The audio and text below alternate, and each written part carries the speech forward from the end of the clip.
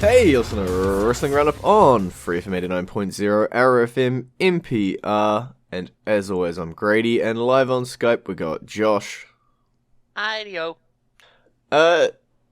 We have Raw. It was a reunion. We got SmackDown. We got SummerSlam to look forward to. And, we got a lot of 24/7 championship shenanigans to mention as well. So I'm going to open with the 24/7 shenanigans. Oh boy. This was a fun, interesting evening. Interesting is definitely a word. Well, first off, Drake Maverick lost the title to Patterson because he was running away from the boogeyman. Sentence I never thought I'd ever say. Yeah, and I love that they did the whole thing with the, it was done off screen. Like the invisible tournament that in Rio that Pat won for the Intercontinental Championship. So that was fun. And I was just sad he was in no shape to be able to perform or do anything. So they couldn't even film him losing the title. Yeah. But it was nice to see some of the legends get involved in this whole 24/7 stuff. I wish Santino would have. Yeah, I know, you'd mentioned, I think it was even last week, you'd mentioned Santino getting involved in 24/7 championship shenanigans, and then he happens to show up the next week, and it's like, oh, and then he just didn't. But as you say, Pat Patterson losing the title off screen to Gerald Brisco. That's such a stooge move. Yeah. The old guy's just passing the belt. These two had some of the greatest careers ever, and they'll always be known as just Vince's stooges. Yeah. But they played that role up majorly in the 90s, so they had fun with it. Fair enough. They got or at least Briscoe got a little bit embarrassed, as he ended up losing the title to the first woman to win the 24/7 championship, Kelly. I was interested in finding out how they would, take the title off the women. Because it got passed around by a couple of women legends. Yeah, a big thanks to Melina as the special guest referee. It bounced to Candice Michelle and then bounced over to Alundra Blayze. And then the most logical thing ever happened. Alundra Blayze sold the title rather than dropping it in a trash can. I'll be honest. As much as we say the most logical thing, and it really makes sense of how to get it off the woman, didn't see it coming. I actually expected them to actually do the dropping the title thing. And then R-Truth would just come along and find it in the trash and this is mine now. Yeah. Some that Hacksaw did with the television title in WCW. Because Scott Hall didn't want the title, so he threw it away. Nice. But as you say, $1 Million Man, he purchases that title, and then gets pinned in his limousine by Drake Maverick. Yeah, that was funny. And then Drake gets pinned in the limo by R-Truth, who then proceeds to drive away with not just the 24/7 championship, but Drake's wife. Yeah. Though Drake was a lot more worried about the championship. Yep. Based on the poster he posted on social media. Kidnapped. 24/7 championship. Also missing? Tiny picture in the bottom corner. Yeah. It's, I don't know. Drake is doing great things. And I'm gonna continue to love what Drake's doing. The sort of hand around at the Raw reunion was cool. You know, as you say, a couple legends get it. We pass it to the woman for a little bit. We pass it back around. But ultimately, at the end of it, R-Truth still has the title for his 10th reign with this title. Runs off with it, and Just Drake Maverick is to back to chasing. Because you're trying to beat Raven, aren't you? Yes, I'm assuming that's the plan. They have time. They didn't need to rush it. This belt's been around for pretty much a month and a couple days now. And the only people to hold it more than less than a day is Drake Maverick and R-Truth. Everybody else that's held it has only held it for minutes or hours. But hey, it's good fun. Oh, my bad. It's not 12 more. It's 15 more. Oh my god. Raven had 27. Why did Raven have so many runs? Yeah, but he only had a total of 84 days. Yeah, fair Despite enough. having 27 runs. Well, R-Truth's already at 49 days, so... Hey, who knows? Who knows at this point? But outside of the 24/7 shenanigans, we did get some other stuff at Raw Reunion involving the Legends. I'm trying to clear out all of the Legends stuff here. Mick Foley showed up. Yeah, so did The Fiend. Yeah. Mick shouldn't have shown up. Yeah, Bray Wyatt, or no, is it Bray Wyatt? Is it The Fiend? The Fiend deciding to, get one over on Mick Foley. Yeah, apparently it's as different as Finn Balor the Man and Finn Balor the Demon. It would make sense how those two would be going 101 then. Yes. Since they are pretty much the same sort of metamorphosis type thing. And I believe they're both at will?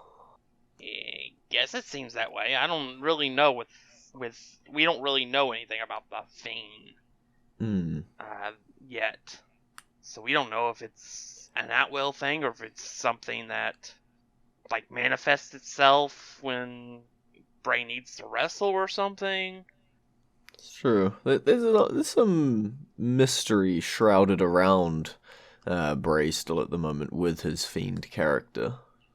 But we will find out, because that was not just a nicely placed joke. They will be going one-on-one at SummerSlam. As announced on Firefly Funhouse. Woo!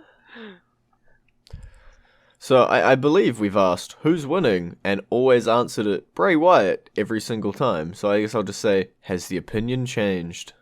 No, because of the rumors that Finn is going to take a little time off after the SummerSlam, largely because he just got engaged. Yeah. So I guess it comes down to, or the big question with this match is Finn Balor losing or is the Demon losing? Finn Balor is losing. Okay. You're not risking it? No, because I expect the Demon to be undefeated and put up that against Brock in a couple of months when he comes back. Fair enough. He'll need it against Brock. Yeah. Finn Balor the Man couldn't get the job done. No. Seth Rollins, he managed to defeat AJ Styles, sort of, kinda, maybe. But the main point of this whole match was just so DX could come in and side with Rollins to fight off the OC. And if this was looking out of place to you, there's a reason. Because it was. It wasn't supposed to be Seth in that spot. It's supposed to have been Ricochet, but he was had some kind of infection on his arm. Couldn't wrestle. I feel bad for him, because that would have been a pretty big moment. But it just goes to show just how high they think of Ricochet. Yeah. That they would. And I also find it funny that they banned Scott Hall from the ring at the end of the show because of the bear bash. Yeah, fair enough. Which makes complete sense. But yeah, it was a fun little segment thing. Just so many memes have come out. Seth just looking like the fifth wheel. Yeah. Seth fits in with a couple of them, but in terms of the overall group, I don't know if it's really his his style. The fact that they're all like old enough to be his grandfather probably doesn't help with the fitting in factor. But you got to do what you got to do if somebody shows up injured to the day of the show. You alluded to it earlier. You said the Bear Bash to end the show. Well, that's our last Legends segment that I can skim through and see and remember. It was really just a let's put them all in the ring, wasn't it? Yeah. It was nice little thank you moment for them, but I just really hope that they kind of tone these down for a while. We need to focus on here and now, and let the guys of yesteryear just enjoy their moment and then get them out of the way. Mm-hmm. Yeah, I think that was definitely the main sort of sentiment after this. Of like, cool, now don't do it for ages, please. You need some gap between the two, and it feels like it wasn't that long ago that we had Raw 1000. Yeah, about a year and a half.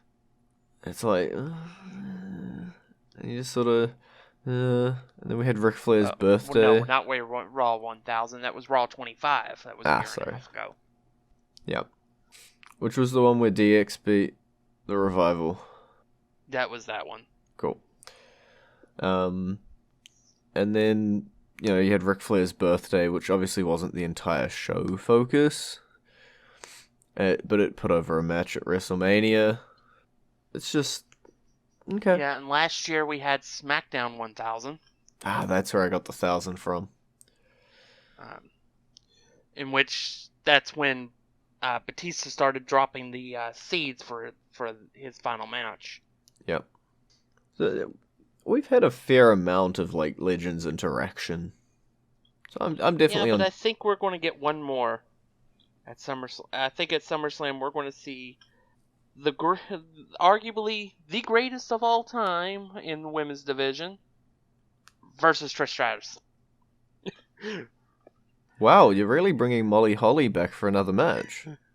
No, I kind of expect Charlotte versus Trish at SummerSlam. Definitely would be a great way to do like the torchbearer passing. Mm-hmm. That's definitely the leading rumor that I've heard. I think Charlotte said something along the lines of, "I don't need a title match. I'm gonna fight someone better." Something along those lines. And then all of a sudden, everybody's talking. Well, I think that is all we can fit in on this side of the song. We should probably cut to the song at some point. It is Randy Orton's song, Voices, for reasons that will become apparent on the SmackDown side.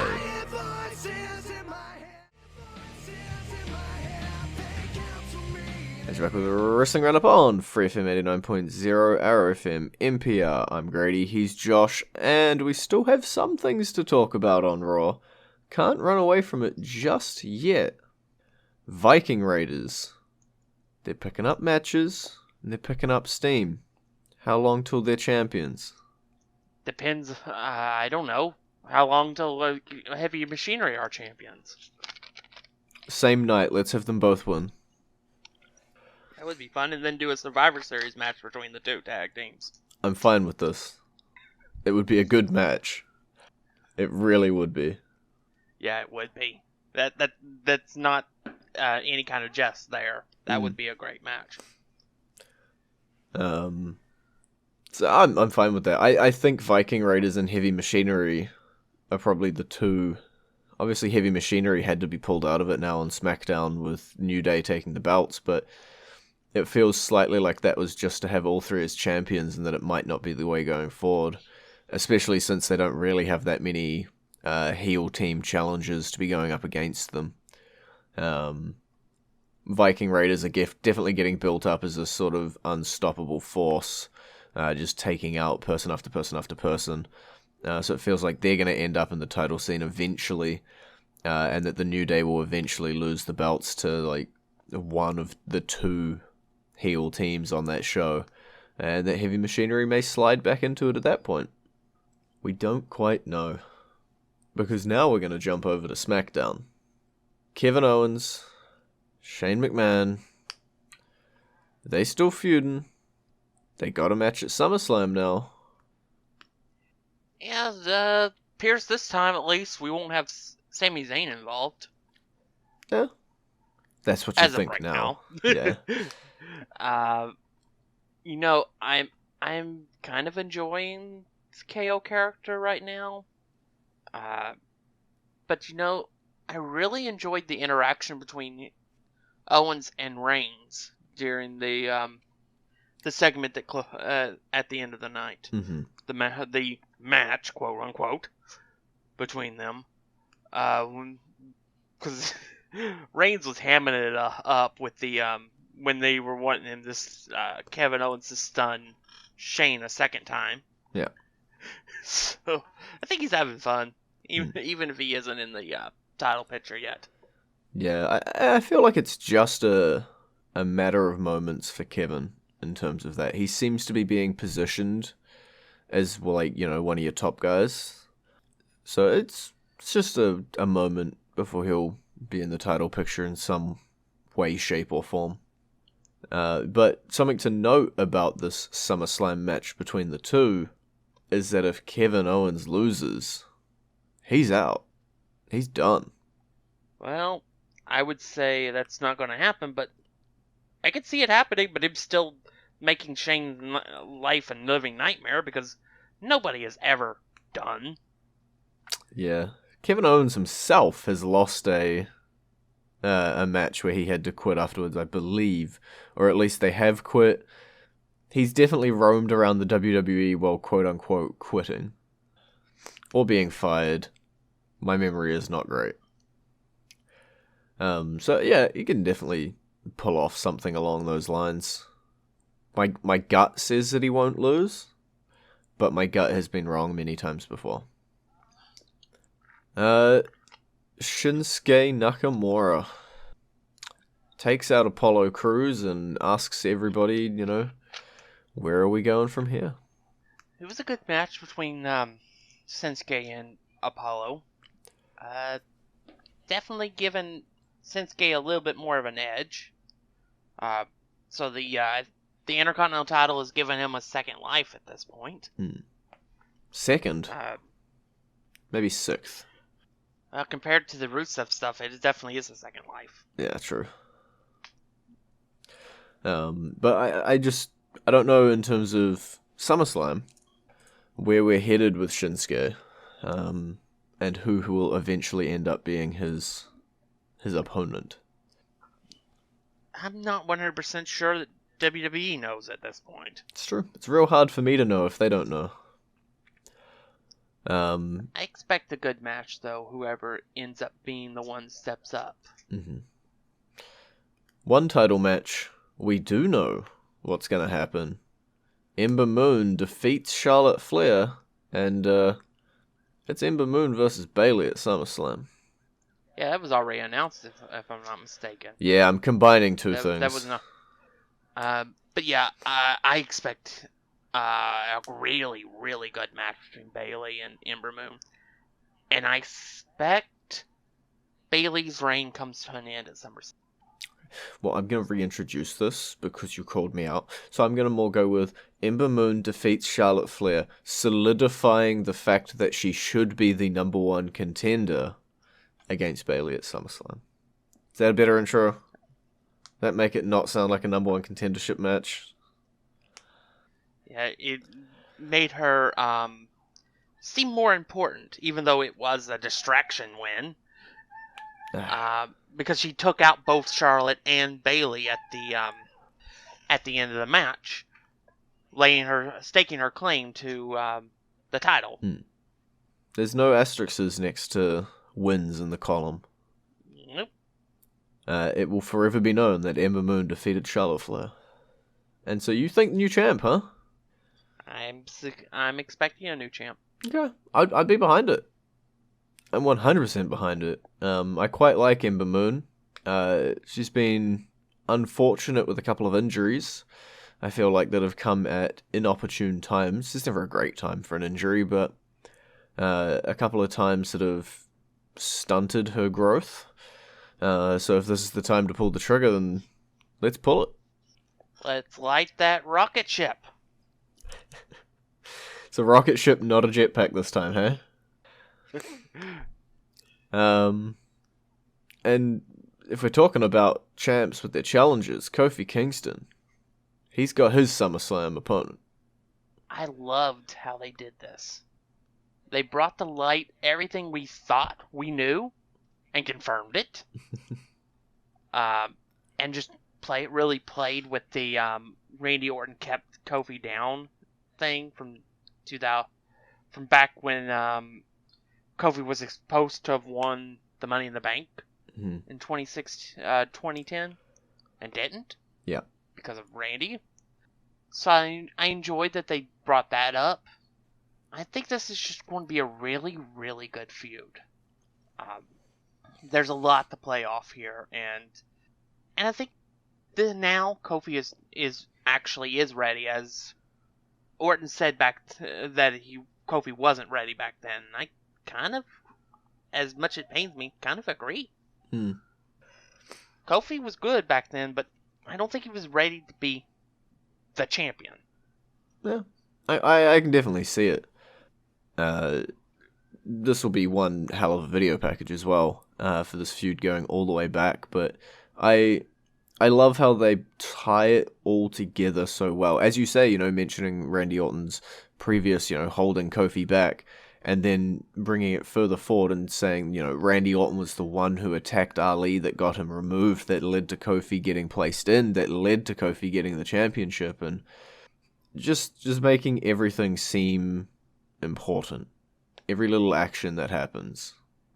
And just tying it all together with a nice little neat bow. And being like, I stopped you there, and I'm kind of the reason you're champion now. I like it. But Samoa Joe, he's still floating around. I'm hoping these two get a nice clean match at SummerSlam. Yeah, Joe kind of got just shoved to the side for this feud. I mean, him and Joe were Kofi and Joe were having a match, and then he got taken out by Randy Orton. Yeah. During the match, so I think that kind of just ejected him from the feud. Literally, he just flew out the side. No one was paying much attention. They were all staring at this Kofi Kingston-Randy Orton match that's going to happen. And if we're looking at SummerSlam, what else have I missed on this card? Hopefully not a whole lot. Becky Lynch versus Natalya for the Raw Women's title. Another one that's got quite a lot of history behind it. Yeah, hey, the man versus Blackheart. That should be an interesting match. I don't expect Becky to lose the title to Natalya, because I just don't think Natalya's the right person to beat the man. And then, Seth versus Brock for the Universal title. I feel like we mentioned that a little bit. And how Brock's going to retain. Yeah, I expect Brock to retain. I'd be very shocked if they put the title back on Seth right after putting it on Brock right before the period where they turn up the heat on their storylines and stuff. Yeah. It would be a little bit of a waste. At least it wasn't a failed cash-in if it happens.